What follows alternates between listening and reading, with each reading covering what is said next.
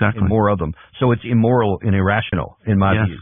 So, but here's the problem, that Trump's political enemies here, and I've already seen it. Biden has absolutely set this up. He just said last week that I have created all this great situation here where our enemies are weaker and our friends are stronger, and I'm handing this over to Trump. You had Secretary Blinken say, you know what, Secretary Blinken's a criminal, by the way, and if he retains his security clearance after January 20th, I'm going to, every single day, raise the alarm. I mean, there's no way that Tony Blinken should have a security clearance after Trump is inaugurated. But I know he's going to, it's super simple. Just pull Tony Blinken's security clearance. Tony Blinken is I think was running the U.S. government, hurting this country more than maybe any other single person in my lifetime. And that man deserves to, should be held to account for what he did. 100% agree. And his exit interview showed why. He actually told that interviewer last week that we have put Ukraine in a stronger position militarily, economically, and domestically. Are you serious? Oh, yeah. He said straight up, and we have them on a sustained path to continue improving. And then he said, but if Trump, comes in and they negotiate an end, that's up to them. Those are lies. He's a liar. 100%. And I know because I travel a lot. And last weekend, I had a meeting at, in a ski resort in the Alps, which is probably the most expensive town in the world. I was not there to ski, for the record. But the whole town is Ukrainian. All the visitors are Ukrainian, and they're rolling into Air Maze and dropping $1 million in an afternoon. Okay? So it's all through Europe you see this. The richest people are the Ukrainians. That money is ours. It belongs to me and you and every other American taxpayer. That's where it's going. Second fact, not guess, fact is Ukrainian military is selling a huge percentage, up to half of the arms that we send them. Half. And I'm not guessing about this. I know that for a fact, okay? Not speculation. And they're selling it, and a lot of it's winding up with the drug cartels on our border. So this is a crime, what's happening. Our intel agencies are fully aware of this. You tell me they're not profiting from this. Of course, you think CIA is not profiting from this? Yes, they are. I can't prove that, but I believe that. What they don't know this. I know this, but they don't know this. They know this. And no one is saying it. Like, no American seems aware of this. We're sending these arms to Ukraine, hundreds of billions of dollars, and it's being stolen and sold to our actual enemies. Like, what the? I'm trying not to swear. What is this? Yeah, well, the reason why is because you have Zelensky, it was about 3 weeks ago, I think, was specifically asked this question, so he went at some length in one of his interviews to say, oh, no, absolutely not. There's no truth to that at all. We've implemented all these things. I know that, but the media just reported what he said. The New York Times could get on the web and order Ukrainian weapons. That's a fact. I'm not guessing. It's a fact. They could do that today. Like, everyone who wants to know what's going on knows, and yet they're telling me, 70,000 Ukrainians have died. 70,000? Really, you think that's the number? Everything about this is a lie. Yeah. And Tony Blinken, of course, because he's running the U.S. government, knows that it's all a lie. And so for him to say that out loud is evil. Like, that's truly deceptive, I think. Oh, and 100% it is, because it is in a direct contradiction to reality on the ground. They're selling weapons to the drug cartels? Are you kidding? This is a nightmare. I don't understand. Why is nobody reporting? How come I know that? Yeah, that's one of the the New York Times doesn't know that? Yeah, you haven't seen that report. Yeah, I mean, how could they not? I mean, the stuff is all over the place. And this has been an open secret for almost the duration of this. Yes. And sometimes they put a little caveat headline and then move on to whatever's next. And they don't. No one says the implication of, wait, this stuff could come back to bite us on our own border. Well, yeah, we saw that in the 80s with the Mujahideen, of course. How are you going to have commercial air travel around the world? By the way, if their missiles systems, handheld missiles, you can shoot down a commercial airliner pretty easily with a lot of this stuff. That's what it's designed to do. And if it's in the hands of separatist groups, terror groups, drug cartels, which it is now, how do you have a civilization? How do you have global air travel? I don't get it.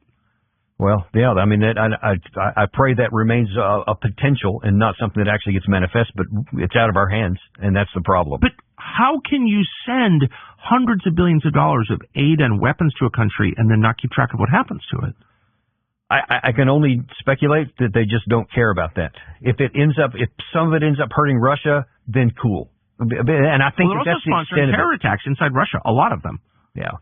So since when does the U.S. government sponsor terror attacks? Like, this is our government. Well, of course, we just put a different tag on it. Well, no, we're just helping the Ukrainian side fight its war against the Russian aggressor. They're assassinating people. That's I mean, and as I think you've talked about before, Dugin's daughter, who was caught up in that. A lot of other people. Yeah, certainly. Yeah. general. Not speculating on this at all. I know firsthand. Yeah. So anyway, sorry to get upset. It's that the Blinken stuff is like it's beyond. Yeah, and then Austin did the same thing. About 6 days ago, to be specific, where he says we have given Ukraine everything we can, and he's saying this still at this point. We can't let Ukraine lose the war. That liar. The war is already lost. Oh, I know. Past tense. There is no possibility to even maintain anything. For him to say that is to continue the fiction that they have, so that, and here's why I think all this is happening, so that when Trump comes in and whatever he ends up negotiating is Trump's fault. We had Ukraine set up. We were doing everything we could, and then Trump comes in and hands it back to Putin. That's why I think it's going to be so hard for Trump to do what makes sense and what's rational, because he's going to come under withering attack from the political left. I mean, it's just going to happen. I think, you're effective. You can exercise power to the extent that you're willing to exercise that power, and to the extent that you're willing to ignore, your faithless critics. Like, who actually cares what they say? Who cares? Do you know what I mean? And that's what I hope Trump does. I hope he says, y'all are the ones that set all the stage for this. I hope he's clarified on what he can do. In Eastern Europe, like, shut up. Yeah. Who cares? 1 million people. Oh, I know. We're talking World War I. We lost in World War I and World War II combined about 500,000 people. Yeah, exactly. That is 2 world wars, and they have doubled that in all probability. And now we're not even talking about how many have lost limbs, how many have severe PTSD that will take the rest of their lives to recover. They've lost generations of people. I think like 22 million people have fled the country. That's what we produced, Tucker. That's what we built, and that's how prideful it is for America to say what we generated. Which is why I was so distressed when I heard the incoming National Security Advisor, who I really like personally. He's a good man, actually, but used the term democracy to describe what's happening in Ukraine or our motives in Ukraine. I mean, that is so dishonest. That is so false. I don't know. Maybe he believes it, but that is just not true. Right. And I don't think there's any evidence that it's true at all. The opposite is true. Right. It's a tyranny that's banned forms of Christianity. Yes. Yeah. Political opponents, any opposition media, everything. Just jailed all these murdering people. Yeah. A lot of people, too. Again, not guessing. So, okay. Sorry, my rant. Okay. So thank you for being patient. So given everything you've described, what should the incoming administration do? I think that Trump should come in and try to get this resolved as fast as possible and rationally understand that the June 15th line that Putin laid out is the best that he can possibly get. And he's going to have to put a good face on it. He can't just come in and literally say, okay, whatever you want is fine, we'll just sign here. But there's some leverage we can do elsewhere that's like, hey, look, we can even remove some of these sanctions on Russia as long as we get this in return for it. Some security guarantees that Russia's not going to do anything beyond this, et cetera, which is going to be hard because they have the capacity should they want to go further than the Dnieper River. But I think that he should just say, hey, this is the best we're going to get right here. I'm going to end this war as soon as we can on these lines right here, because all we're going to do is get more Ukrainians killed if we keep delaying this. So we're going to get this done here. We're going to start the process of letting the Ukraine side recover and just to help them rebuild. Europe needs to handle the lion's share of that, not the United States. But we can help diplomacy, build that with diplomacy. Especially the Eastern Europeans, let them build up their own national security and defense, get bigger on there. Not the United States, not put more money in NATO, but the Europeans need to handle that. That's one of the big things here. And then the other thing is that we just have to acknowledge this is where the lines are going to be, because that's already a reality on the ground. If you get that over with, now then we can start the next hard thing, which is to rebuild relations with Russia going forward. And I know many don't want to do that, but Russia is going to exist into the future. Why are we supposed to hate Russia exactly? Because these people can't escape the Cold War that we won in 1990. But why, as long as Bill Kristol is chirping his vile little lies in your head, you're never going to get anything done. Why don't you just ignore them? Russia should not be our enemy. There's no reason. And you showed that and so graphically with both the Lavrov and the Putin interviews. They're very reasonable. They're not doing things that are they're not asking us to civilize a country, and now it's aligned with China in a much larger military and economic bloc than NATO. So, by the way, we just destroyed the European economy by blowing up Nord Stream. No one's ever been held accountable for that. I don't know how the Europeans are going to pay for Ukraine reconstruction when we wreck their economy by blowing up their natural gas pipeline, but whatever. We have lost our preeminence because of this. Yes. And now Russia is aligned with China. Like that's, big picture. That's China. That's the headline. An actual military alliance with North Korea. Oh, yeah. And the cooperation with Iran as well. All those things. And the BRICS, like you say, that is the wreckage of this outgoing administration. That's what they have produced. None of those things existed prior to October 22 when we started making Russia weaker.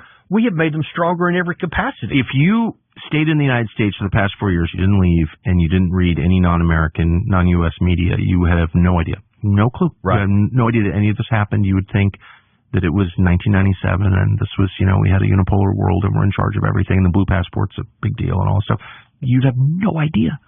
And that freaks me out. Yeah. If people don't know, they should know. If they did know, they'd be upset at the pointless damage done to this country. They need to be upset, and I hope that's why I'm so grateful for your show here that you separated from the mainstream media, because now then you're putting it to millions of people. They get this information that they aren't getting in any of these other places. Well, I love America. I live here. I am American. Exactly. My ancestors came here a long time ago, and they're all buried here. I'm not going anywhere. I love the United States, and so to see a bunch of people who have no interest in the United States whatsoever destroy it, it's like it drives me crazy. I don't know why.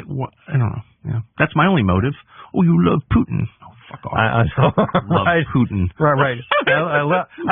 There's no reason to antagonize a nuclear superpower when they're happy to just cooperate with us and actually help us in the Western European countries with cheap energy so that they can develop their economies. Why do you want to harm that? Well, it's also like it's a Christian country, and so why wouldn't we be allies with them? Why would we drive them into a permanent alliance? Lavrov told me it's a permanent alliance with China.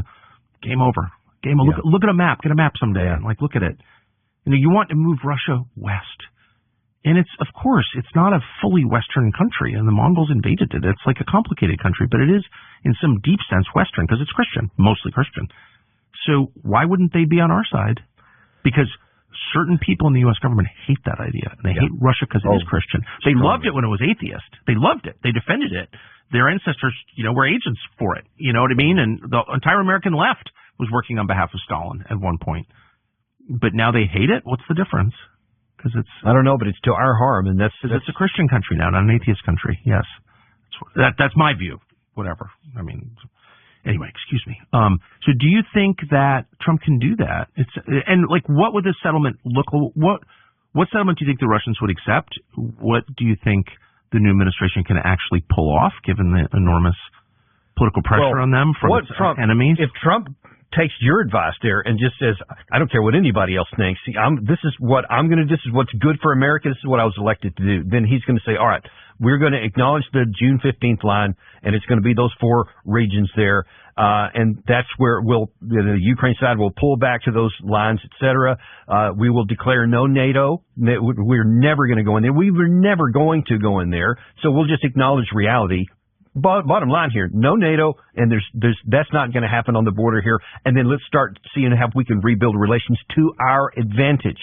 And like you said, this stuff with China and this other stuff, that's irreparable. We can't fix that, but we can.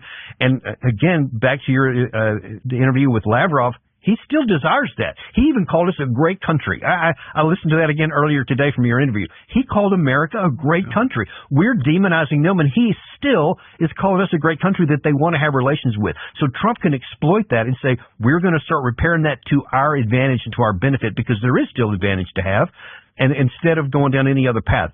I don't know if he'll do it, but he can do it just because he's the president. He gets to call the shots. So we'll see what he does. Of all the New Year's resolutions you're likely to put off, the one you're most likely to put off and keep putting off is buying life insurance. And you should have life insurance. It's kind of crazy not to, because the future is unknown. You got to have life insurance. But you may not have life insurance because it's a huge hassle, and it can be a huge ripoff. But there is an answer. Policy Genius. It makes it very easy and much cheaper. You can find life insurance policies that start at just $292 per year for $1 million of coverage.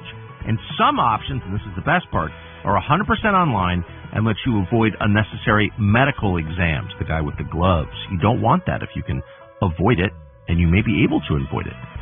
40% of people wind up looking back and wishing they'd had better life insurance or any life insurance. It could have helped their families enormously. Policy Genius can fix that for you. Peace of mind. That's what they're really selling. The address, policygenius.com/Tucker, or click the link in the description to get your free life insurance quotes and see how much money you could save and how much hassle you could save. policygenius.com/Tucker. Yeah, I mean, I think it would, take every member of Congress, 535 House and Senate, and send them for a week to Moscow, then send them to Beijing, then send them to Delhi, and ask them, which of these cities would you live in, which has a population that, has more in common with Americans, and it's not even close, actually. It's not even close. And so your alliances should be built on shared interests, but also shared attitudes and history and shared goals, and they're a natural ally of ours. And, the East is not. It's just a fact. And they fundamentally like us. The people like us. Putin and Lavrov are the most pro-Western Russian leaders we'll see in my lifetime, actually. The people who replace them will not have those same attitudes. And this is just self-harm, what we're hurting ourselves. Yeah, and to those people who, and I saw a lot of them complaining against you after you, especially if you went to Putin, and they're saying, it's Putin apologists and stuff. And I would say to them, you show me a map of the last 3 years, physically and also calendar-wise, and you show me where we're better off today because we followed the path that you said. We did turn them into an enemy, and how have we improved because of that? No. 1 million people are dead here. We've lost all this energy here. Our economy has been severely constrained, all because you won't acknowledge reality. Is Tony Blinken's mad at Russia or something? Yeah. Yeah. No, so I get angry when I hear people who hate America. Obvious. Even if they don't hate, maybe they think they like America, but they're harming us. Worse than the Russians are. That's the perversion of this. They are harming American interests left and right, making our own military weaker. We are weaker today if we have to fight than we were in February 2022. So so this is an area in which you have deep expertise. I don't have any expertise. Where are we right now from a standpoint of military readiness? We have made ourselves substantially less good than we used to be. So, and I fought in an armored warfare in 1991, and we were at our preeminent power because we had been training for a potential Cold War clash all this time. And so we had the force structure, we had the training, we had the institutionalized training, we had all the different levels, everything you can ever want, we had it at that time. Well, then all of a sudden we win the Cold War, and then after 9/11, we completely get rid of all that institutional knowledge we had, and now we're starting to fight, Arabs in the Middle East. And so you had the Iraq War, you had the Afghan War, which dragged on for 1 and 2 decades each, and we're doing counterinsurgency stuff. And now we have these stupid bases all over the place. Every time you send a guy there, that means he's not training for our core requirement to defend America. That's why I'm hopeful that probably the new Secretary of Defense, Pete Hegseth, he said he's focused on national defense, on our borders and our skies, and to rebuild the military to make them lethal warfighters, which is what we need to get back to. It's all women now, right? I just keep reading all these stories about how they couldn't meet recruitment goals, so we're just having women fight our wars. Well, it's not all women. All think is great, the problem is, what is true is that in this DEI stuff, whatever, and they wanted to give women opportunity, they gave women opportunity everywhere, even when they weren't physically capable of doing so they lowered the standards. But it's not just physical. There's women, I'm sure, better drone operators than men. I have no trouble believing that. I have a mostly female staff. I think they're smarter and more capable than I am. That's why I've hired them. I'm not against women at all. Of course. I think it's a moral problem. You have a home invasion. You're lying in bed with your wife. Do you say to your wife, hey, you get this one? Right. No. The point of war, the point of having a military is to defend your women and children. There's no other reason. I don't understand. So you have women fight your wars for you? You're disgusting. I think that. I know everyone's shut up, you hate women. Actually, I love women. And I hate anyone who would put a woman in combat. But in this day and age, you can't. Who gives a shit what the feminists think? They're insane. They've wrecked our society. At some point, if you start the Iraq War, or you start feminism, you start something that's or the transgender brain virus, something that's so clearly hurt a lot of people, the Ukraine War, aren't you disqualified from weighing in on future issues? Unfortunately, no. Hey, Iraq War guy, shut up. Hey, Gloria Steinem, dying alone, unmarried and childless. I think you kind of proved it doesn't work, right? Just by your own life. Shut up. I don't understand why people with a long track record of failure get to talk about what we do next. Do you have to go any further than David Petraeus, former CIA director, the architect of the disaster in Afghanistan, to this day is still putting a mic in his face. Ben Hodges, the worst analyst I've ever seen, still to this day, and I'm talking like 2 or 3 days ago, is still saying Ukraine can win and eventually get back Crimea. It's totally detached from reality, but they keep putting the mic in front of them.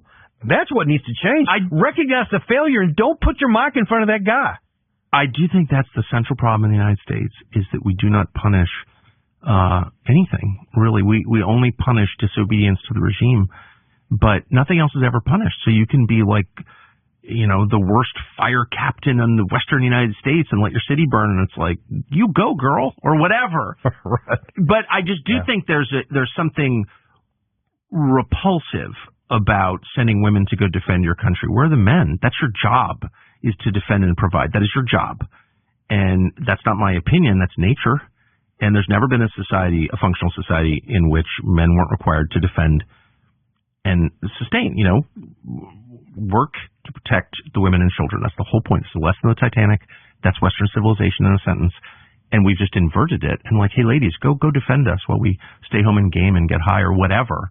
Like, I just find it there's nothing. Well, and one of the reasons for that is because we have lowered the standards so much that a lot of the good guys, they don't want to come in. Like some of your staff members I talk to, those are the good guys, right? But a lot of those kind of people, now they don't want to come into this force because it's like your standards are low, and I see you're not serious about it. Keep saying the guys who won the Second World War are somehow too immoral to serve in the military now, and that the fat guy who runs the military, I can't even remember, Mark Milley, with the chest full of medals, that guy's like, oh, white rage, white men are bad. Really? Who won the Second World War? Google, look at the pictures. I think it was white men, actually. They're the ones who beat Hitler. So why don't you shut up, Tubby? So if you can't recruit enough men like that, then you have to recruit something. So that's why we're lowering the standard. Like, I love women, and that's why. But I just think just think about it for a second. What is the point of having an army? It's so people don't show up and rape your wife, you carry off your daughters, murder your children. Like, that's the only point, actually. See, that hasn't been exposed yet, though, and I fear that one day we will have to fight a peer or near peer, and we haven't since, really, you can say Korea, maybe Vietnam, but none since then where we fought anybody who was any good. So you can have anybody, honestly.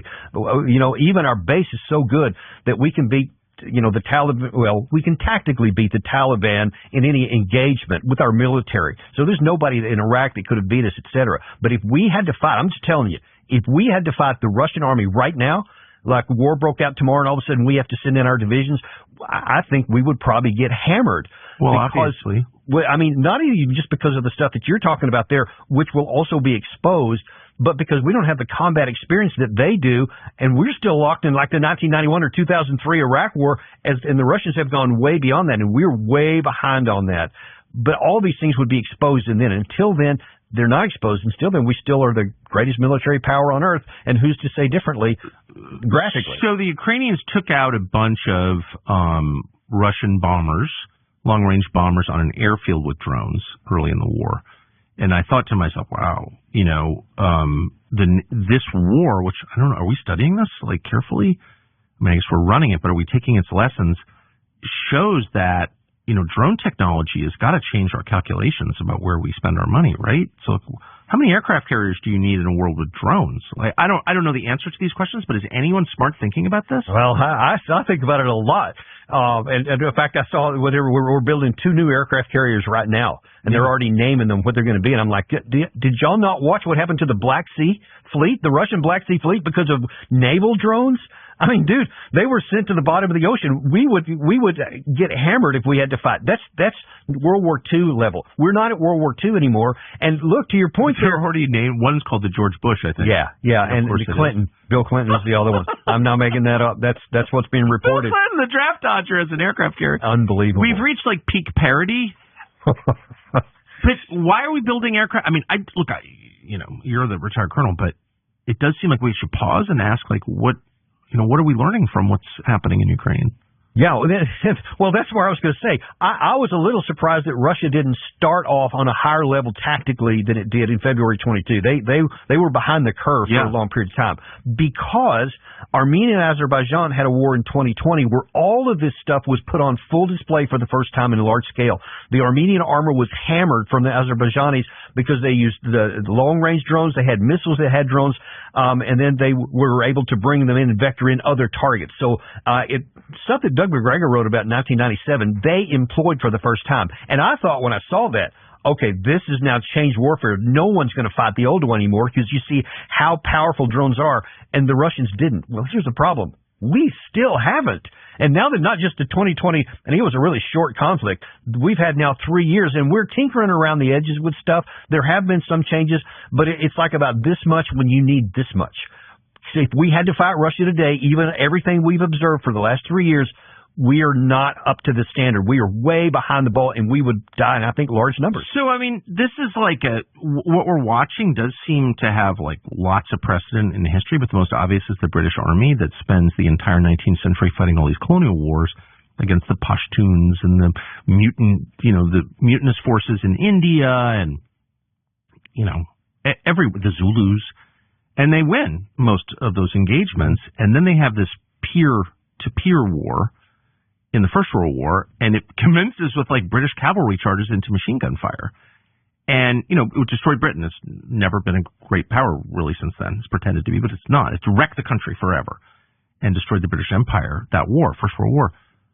And everyone makes fun of them for that. Like, you didn't keep track of what real war was as you were like killing all the villagers around the world. And let me tell you, 25 years later, it was the French army's turn. They were the preeminent power on the European continent, and then they were destroyed in a month. Oh, I know. When the Germans came in using modern technology, modern tactics, and new doctrine, that they were, and everyone knew, the Germans knew that they were better, but they had to go fight anyway. But because they were still in the World War I mentality, that's what happened to them. So you have, British from World War I, French from World War II. Are we going to be the next in line? Well, I mean, because the parallels are pretty obvious. I mean, whatever, you don't want to be mean or anything, but the truth is fighting, third world nations is different from fighting, technologically advanced, nations that have satellite stations and stuff. And so, I'm really worried. Do you think, because Russia's talked openly about it, if they get into conflict with us, our satellites are the first thing coming down. They've said that recently, I'm talking about. And I'm telling you, we don't even know how to fight without all of our connectivity. And the Russians do, because they've learned how to. And that's another factor, that if we get into a fight, I think that we're going to get hammered. Do you think, so the real question is, do smart people at the Pentagon, are they throw away all the procurement stuff and the defense contractor pressure and all that, which is seems determinative in a lot of the time. But is anyone just thinking about this? Does anyone have the power to change the way the U.S. military? Now, I retired in 2015, so I can't speak of anything beyond that. But I can tell you that a lot of my experience prior to that, when I was in the Future Combat Systems program at Fort Bliss, Texas, in the early 2000s. You had the senior leaders that were totally disconnected from reality. All these exercises and tests that they claim were showing how this new modern force is going to be fantastic. It was all video and fake because the tests were lied. All the guys, I was a major at the time, all of them, like the major and below, the guys who were physically doing this stuff, we knew it was absurd. And so we told people. But to my context earlier in this conversation, those guys don't get promoted. The guys that get promoted who signed off on this fake test results here. I know it's Colonel Davis, not General Davis. Well, indeed. I'm probably lucky to get Colonel, but that's a separate issue. So what is that? I mean, I just know from living, know very little about the military, but I've been around it a lot. And I know from living in Washington, you do run into tons of smart majors and colonels, but flag officer, no. What is that? What the leap from colonel to general, what does it require? And how do they manage to weed out all the smart, free-thinking people? Because in order to become a general, you have to have the approval of the generals. That's how, technically, the president designates these people. But in reality, the president signs off on whatever, and then the Senate signs off on whoever the generals approve of. So they don't approve of anyone that doesn't already play the game. That is one of the big things that I think needs to be reformed, because that's why I say they replicate each other. So nobody gets up into that upper echelon. And I just got to say, and I hate to use this example, but H.R. McMaster, who was the former National Security Advisor, I fought under him in Desert Storm. He was my direct commander at the time, and he was fantastic under fire. It was brilliant, and I had the highest respect for him. For 20 years, we were close friends all the way through until we both went to Afghanistan in 2010, 2011 at the same time. And then all of a sudden, he gets promoted by David Petraeus.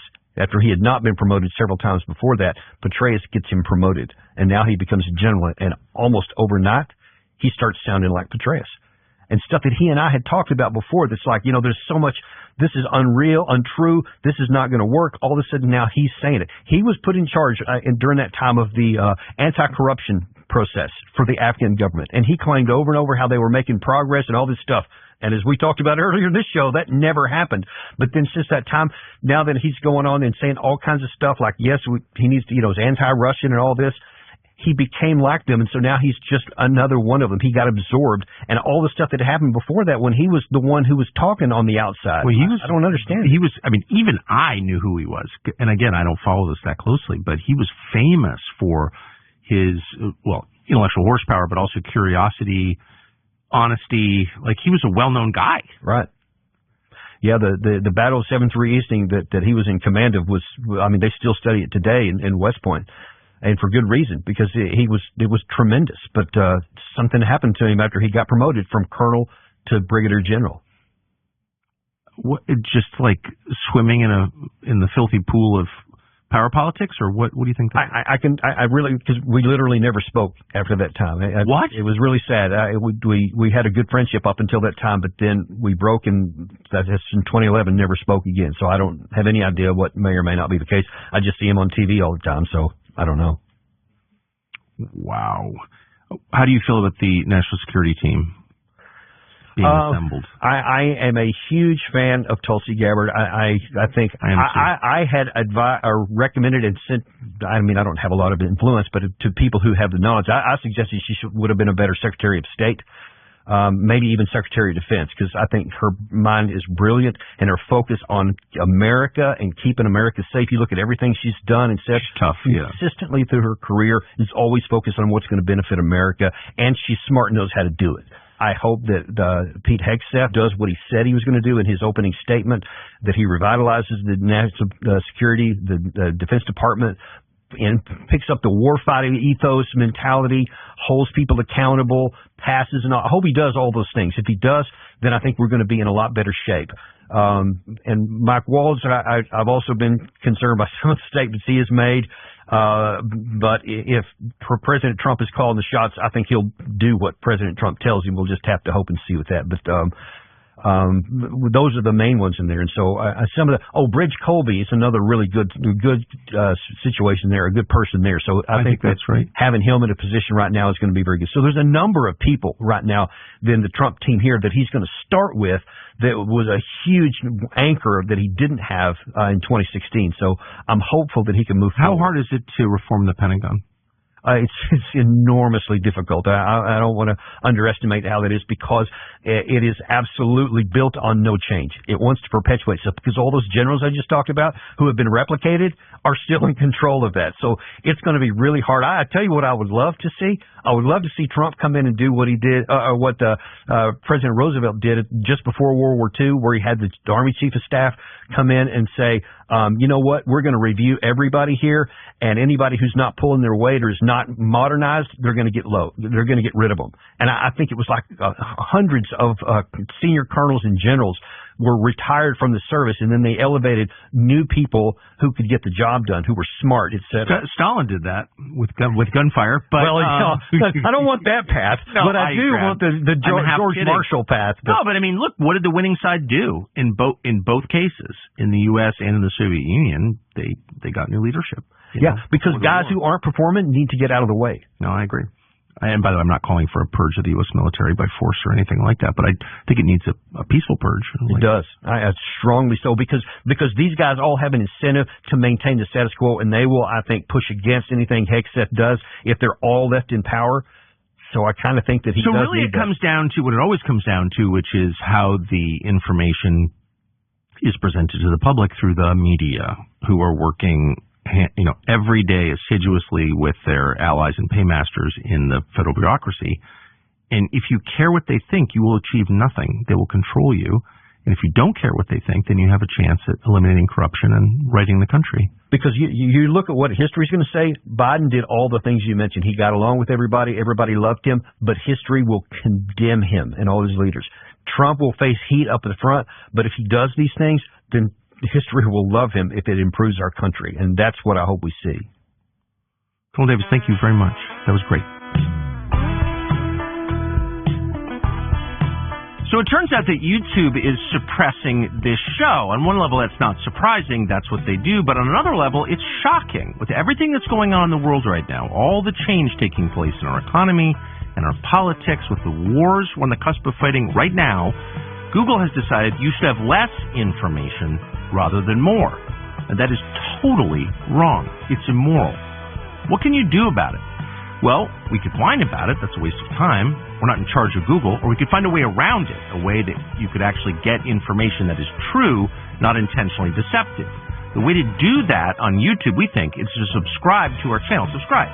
Hit the little bell icon to be notified when we upload and share this video. That way you'll have a much higher chance of hearing actual news and information. So we hope that you'll do that.